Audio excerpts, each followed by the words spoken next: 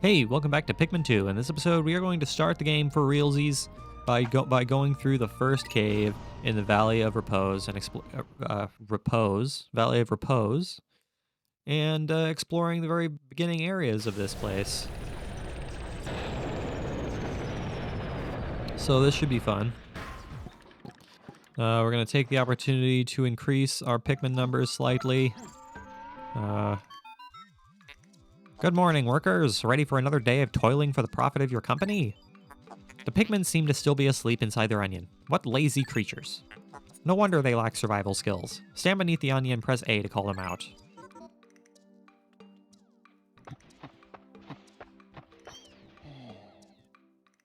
Alright. Come on out, sleepy ones.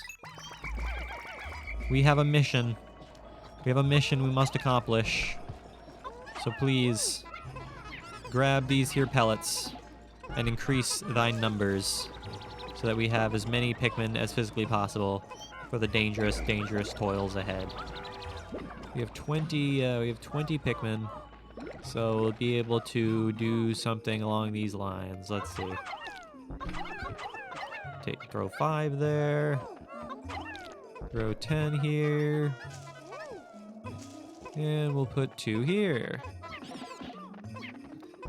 Fantastic. Away the pellets shall go. And we still have 3 Pikmin to spare that we can put onto this guy to speed things up just a little bit.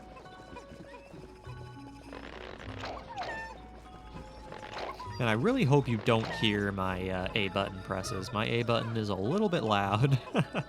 I'm now realizing when I'm button mashing it, so I hope you guys aren't hearing it right now. But I think we're okay. Let's just get some more lovely Pikmin. Yeah, I'm trying to press it in such a way that isn't loud because it's kind of smacky. But you know what? I think we'll be all right. Got 36 Pikmin now. It should be plenty to crush down this paper bag. We need 35 and we have 36, so just enough.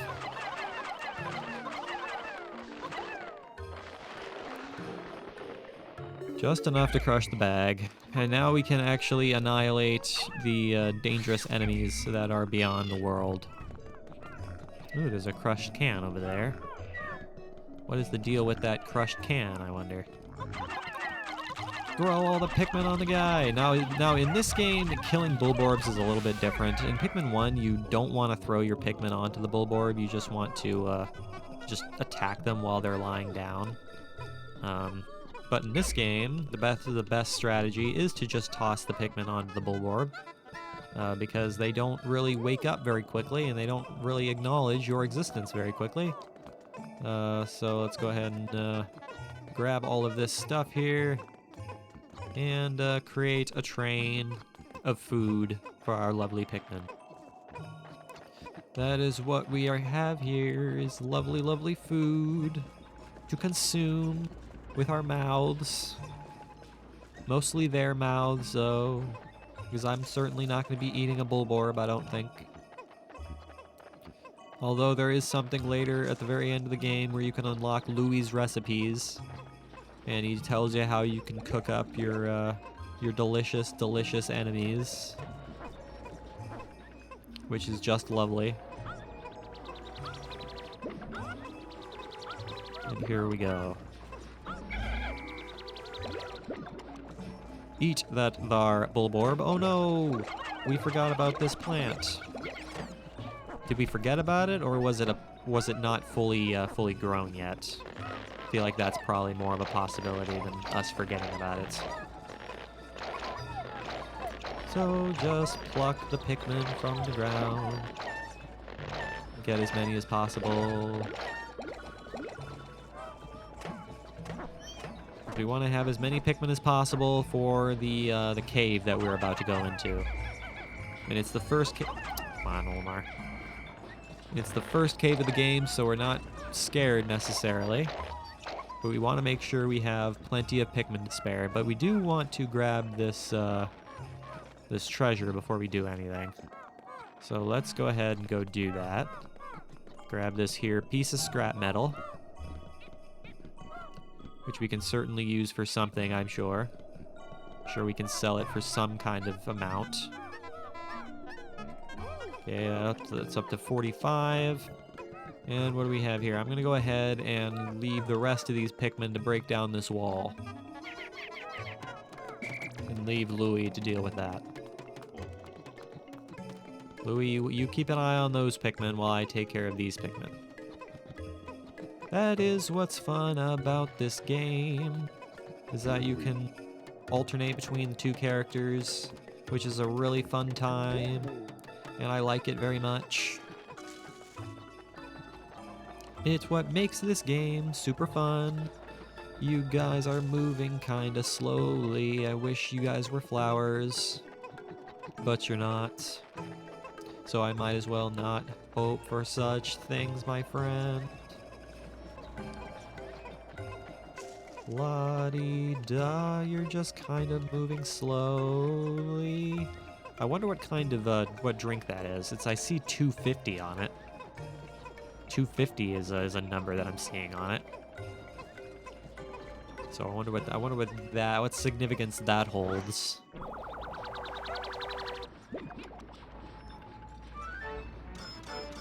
And it's worth 170. Utter scrap. So it's really not worth the effort because it is just scrap metal, but it is worth $170, which is nothing to sneeze at necessarily. All right, they're doing a pretty good job of breaking down this wall just by themselves, but I'll give you guys some backup. Speed up the process just a little bit.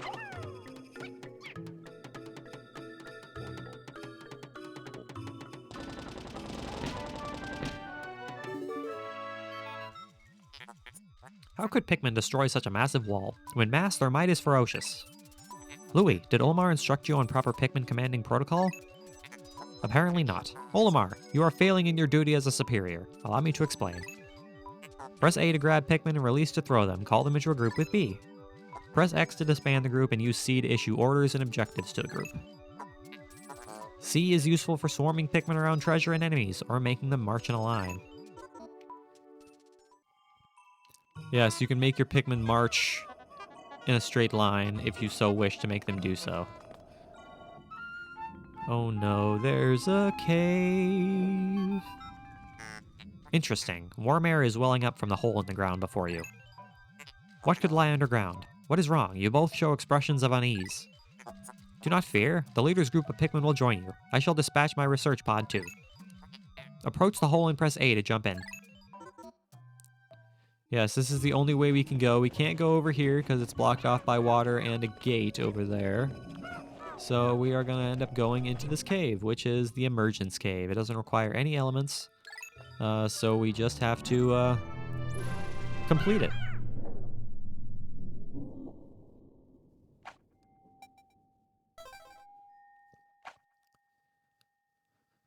Emergence cave, sublevel 1.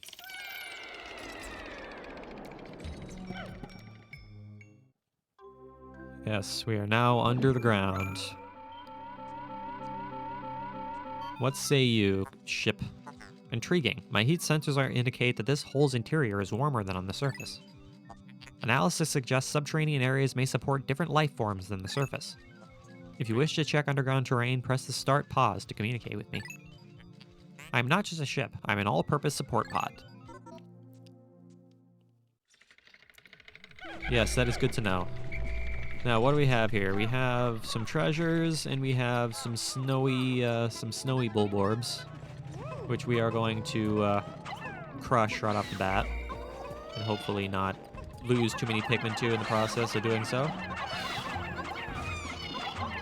Yeah, don't eat my Pikmin. I'd rather you not do such things, especially not to lose my Pikmin right off the bat to the first enemies of the game. A 7-Up bottle cap. The quenching emblem. Go and pick up that lump of fruit, because I'm sure we'd be able to eat that on our long journey.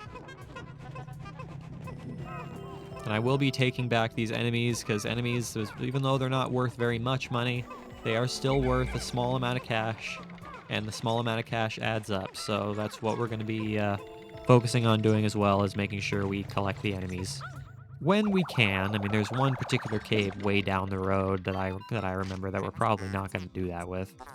How can you possibly consider this beast a treasure? Beasts are incompatible with my circuitry. I suppose I will store your finds in my hold, but I do not think beasts will be worth much. Heck, we can sell them to science. That might be a good idea.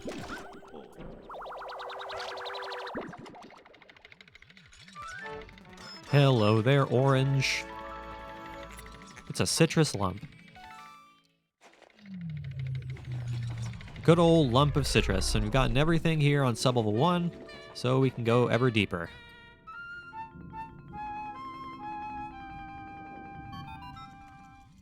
This hole appears to be quite deep. My sensors indicate more treacherous terrain ahead. Louis, you do recall that you can adjust the camera with L, R, and Z, correct? Your expression suggests that you do. Excellent. Then approach the hole and press A to enter it. Alright, downward we go. To the next and I think final sub-level, because I think there's only 2 sub-levels in the Emergence Cave.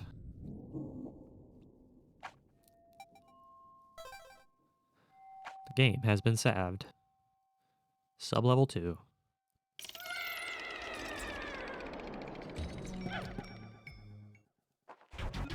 Final floor. Oh no, more snowy bulborbs. Whatever shall we do? Whatever shall we do? I keep wanting to try to crush them, but I don't have to do that because these snowy bulborbs are very weak, and they die very quickly to our supercharged red Pikmin. Because red Pikmin deal don't red Pikmin deal like double damage compared to like normal Pikmin? Is it that much more? I know red Pikmin deal more damage than standard Pikmin. It is inconceivable that such an immense object has been buried here for so long. The design on the outer shell resembles the surface of the planet as seen from space. Perhaps this can be used for something other than salvage. But how will we ever lift it? I fear that even 100 red Pikmin will be unable to lift it. Yes, we're going to have to figure out something. We're going to have to figure something else out. So let's make our way down through the cave, and we shall figure out the strategy for picking up this here half of globe. I'll run into these clovers. Run into the clovers so we can add them to our journal logs, which is really nice since we're going to be reading those journal entries. Might as well make sure we get as many enemies and treasures into the journal entries as possible. It's not what I wanted to do. Got myself hit for no reason. I had no business getting hit there, but that's okay. Ooh. Purple flowers. Astounding! A flower blooms in a cave deep beneath the snowy landscape. Clearly it is warmer down here than above. Look, the Pikmin are restless. They look as if they yearn to be tossed into the flower. So do the Pikmin get transformed into purple Pikmin? Are they do they stay alive? Yeah, do they stay alive and just get transformed? Or do these red Pikmin actually like sacrifice their lives to create these purple Pikmin from their biological mechanisms? I suppose that either one would make sense. I would certainly hope the Pikmin stay alive and they just get transformed because they have a whole life to live. Hello there, purple Pikmin. You are adorable. Yes, you are. Amazing! A purple Pikmin. It has hair and is quite stocky. It seems very heavy and strong. This kind of Pikmin was not mentioned in your report, Olimar. It must be an entirely new type. Transforming Pikmin by tossing them into flowers? Intriguing. Perhaps there are others. Yes, I feel like this is not the first of the candy pop flowers we shall discover. But now we have 10 purple Pikmin. And 10 purple Pikmin means we can actually pick up this here half of globe.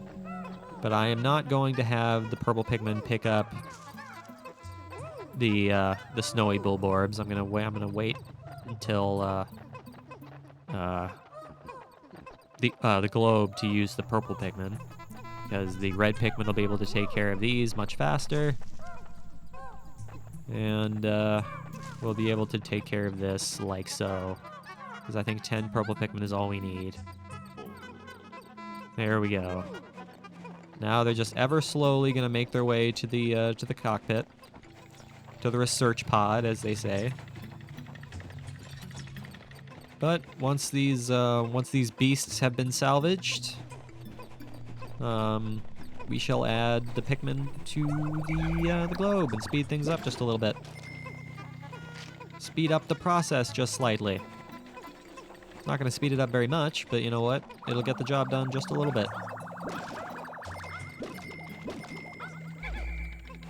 And there we go. Okay, get this special treasure to my ship. My lovely, lovely Pikmin. Huzzah! This is our first special collectible that we are going to be getting in this game. Hooray, huzzah, hooray!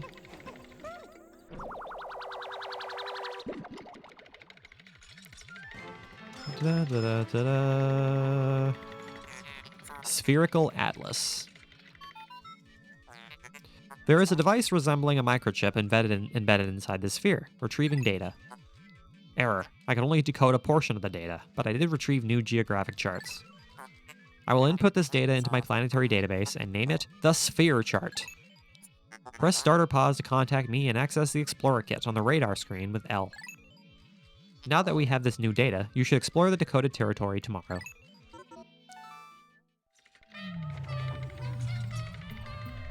Fantastic. We have unlocked a new region of exploration, which is exactly what we were hoping to do in today's video. So this video is a success. Come on now, purple Pikmin. I know you guys are a little sluggish, but we have places to be and people to see and enemies to destroy and treasures to collect. And further Pikmin to team up with. But we are a little bit of a ways from getting our next group of Pikmin, so let's not get our hopes up too high here. That we're going to be doing that sooner than later.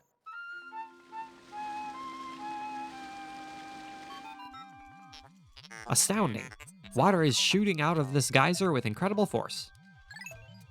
Sensors indicate it has enough power to launch you into the air. Approach it and press A to try. Oh hey, there's a hole in the ceiling. It's a way out. We must get out of here, Louie. Let's go.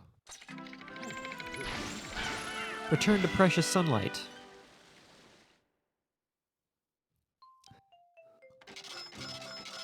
And we got, see, 22 whole coins worth of enemies. Sometimes you can get a lot more than that, depending on the length of the cave. So it adds up after a while. I mean, a lot of the time it can even add up to a whole nother treasure's worth of enemies, you know? So it's totally worth your time to do this. Oh, and I should probably mention, we are not trying to do this in any particular amount of time. We are not speedrunning this game. We are going to be taking our time and doing everything. So we are going to, we're going to take our time. We're going to have a good time with this, and we're not going to speedrun through it. Just in case anybody was curious about that.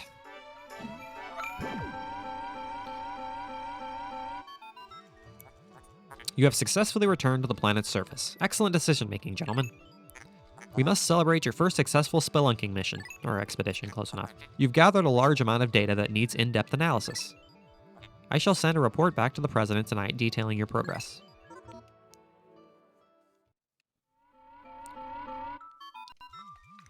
Olimar and Louis, since you will explore a new area tomorrow, today's work is done. What? You still want to work? Unacceptable. You may not realize it, but you are exhausted. You should take a much-needed rest, as you have all the time you need to collect treasure. Haste makes waste, so take it slow and steady. It's exactly what we're going to be doing, Mr. Shipman. We'll be taking it as slow and as steadily as possible so we don't make any silly mistakes and lose all of our Pikmin in one fell swoop. Which is entirely something that can happen in this game. So if we're going to have to do some resetting, we'll do some resetting. But you know what? We'll see how it goes. Today's report. 672 whole dollars. Up to 64 Pikmin and no deaths so far, which is good. Baby steps first, Olimar. Plan well and don't worry about me. Our debt is with Happy Hockatate Savings and Loan after all. Besides, there's nothing left to repossess, so ha!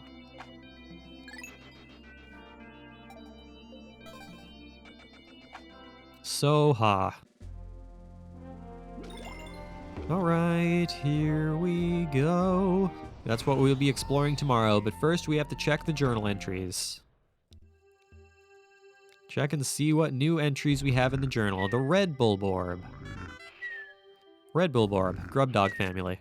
This large organism has the familiar mandibles and cranial morphology of the grub dog family, as well as the characteristic bulging eyes. As with most grub dogs, the creature's cranium comprises half of its total length and girth, showing a scarlet abdomen with white spots. This creature is primarily nocturnal, choosing to prey upon small creatures returning to their nests.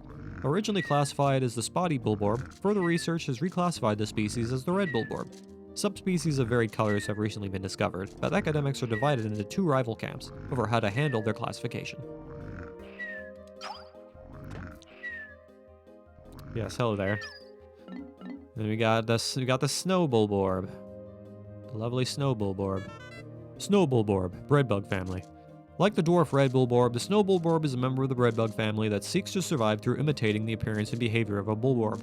Its pale coloration and blue spots make for easy identification.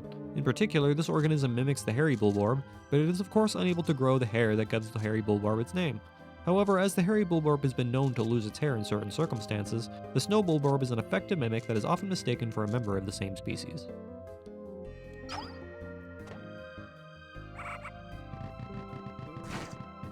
You guys are so adorable. I love the white and blue coloration. You guys are so cute. Clover. Clover family. This is a naturalized species. These plants are extremely persistent, and with the assistance of symbiotic fungus that grow on its roots, the species is able to survive even in drought conditions. Typically, its leaves come in groupings of 3, but intense impact on the leafing stem early in the development cycle can result in an extremely rare 4-leaf cluster. That sounds about accurate. And finally, the violet candy pop flower. Violet candy pop bud, candy pop family. Research from our most recent expedition has confirmed the presence of candy pop buds in subterranean regions. Considering the microecologies this plant has been found in, one could surmise that it could be found in any cavern regardless of geographical region. Tossing Pikmin into this flower results in the release of purple Pikmin seeds, regardless of the color of the Pikmin tossed in. This variety of candy pop contains robustly odoriferous oils. If candy pop flowers could be cultivated, there is no doubt that the plant would offer multifaceted benefits to the cosmetic, medical, and tourist industries. Yes, indeed. Alright, let's check out the treasure hoard. Citrus lump. This fruit was dug up from the floor of an icy cavern. It appears that the fruit's thick skin protected it from the frigid cold. It's quite remarkable. The shape of the fruit eerily resembles the president's head. P.S. The labyrinthine underground entrails of this planet are like a completely different world. Utter scrap. The area we recently touched down in is blanketed with a fresh layer of frozen precipitation. As tranquil and relaxing as it is, I named it the Valley of Repose. Using Pikmin to move obstacles, I was able to open up some new areas to exploration, where I found this hunk of metal. The Quenching Emblem. I often brag about my inexhaustible supply of self-control, but when I peer at this treasure, I can't help but want to take a drink. Yeah, 7-Up has that effect on you. Spherical Atlas. The purple Pikmin were somehow able to carry this massive treasure. Today we measured their physical strength using the ship's onboard bathymeter. It seems that they have 10 times the weight and physical power of any other Pikmin. When I throw them, they land with a resounding thud. I've decided to commemorate the cave I first encountered them in by naming it Emergence Cave. Alright guys, that is where I'm going to call today's video, so thank you for watching this episode. I really hope you enjoyed it. Make sure you leave a like and subscribe if you did enjoy it. I will see you guys next time when we explore the new area we just unlocked, which is the Awakening Wood. And as always, I really appreciate you guys watching. You guys could have picked any Let's Play to watch, and you guys chose to watch the early videos of my Pikmin 2, of this Pikmin 2 Let's Play, and I really, really appreciate it, you guys. I will see you guys in the next video.